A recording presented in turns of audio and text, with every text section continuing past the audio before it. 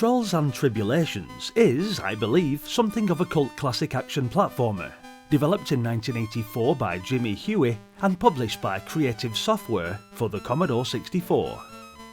This was one of those games that didn't make it to our part of the world here in the UK, but I fired it up and gave it a whirl. So what was it all about? The story of the game being that you, disguising as a troll, have to go down into the sewers to retrieve treasures, was something that was a bit lost on me at first, and didn't quite understand the concept of why you were disguised at all. Still, I don't think it makes much of a difference, since the main character's sprite looks pretty human to begin with. Appearing to be inspired by classics like Mario Brothers and Donkey Kong, it does feature brilliant gameplay, in which control and strategy are equally fundamental to master the game. Almost every stage is divided between two different approaches to the genre's classic gameplay style. In the first phase you shoot water, performed by pressing down on the joystick at the cretins coming down the platforms. Each time one of these gets sprayed, they'll turn into an egg that will have to be chucked into the dirty sewer water. Getting rid of them isn't as easy as it sounds, since the gun can only hold a limited amount of water, and every once in a while you will have to step onto the grey square at the centre of the level in order to recharge the gun. Even in this familiar stage of the gameplay, the game introduces several small surprises, like the odd red cretin that runs like crazy, and potentially will be the most dangerous enemy to face. Later levels will also include even more dangerous foes, like the buzzards that randomly change direction without any warning. The second phase of the stage brings the style of gameplay closer to that of a platformer. There's a whole other section of the sewers to be explored, in order to reach the exit while grabbing treasure and gold along the way.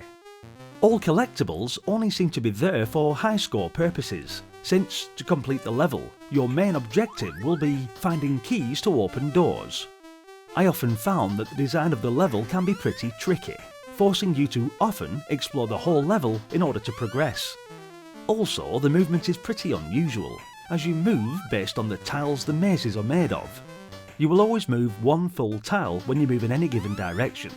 Rather than detracting from the game, this creates a unique puzzle feel to the action.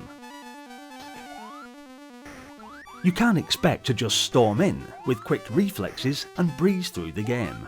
You need to be patient and figure out the best approach if you want to collect all the treasure from a given level. I really like the music in this game, although it might not appeal to everyone. The classical Baroque masterpieces serve as an enchanting soundtrack and are a nice touch. A bit of Edvard Grieg, Albert Elmenriek, Beethoven, Bach and Mozart, with the main theme obviously having to be the very fitting March of the Trolls. Sometimes, not only do you discover real gems for the Commodore 64 when you dig deep enough into its expansive library of games, but also can discover a remake that has quality and love written all over it. Trolls and Tribulations Amiga was made available by Warlock Entertainment, who delivered an excellent job with this Windows remake of the 1984 classic. They upgraded graphics, added features like CRT scanlines to really add to the feeling of the retro original. I'll leave a link in the description of the video for those who want to give this a try. Oh, and it's a free download too. Thanks for watching guys. What did you think of Trolls and Tribulations? Hit the like button if you enjoyed the video, and please tell me your experiences with this game in the comments section. Was there something I missed that I didn't know about? Were you one of those people in the US who had this game when you was a kid? I'm interested to hear your feedback. Also, for those of you who are not yet subscribed but do enjoy watching these nostalgic videos, then please jump on board and follow me on this epic journey down memory lane.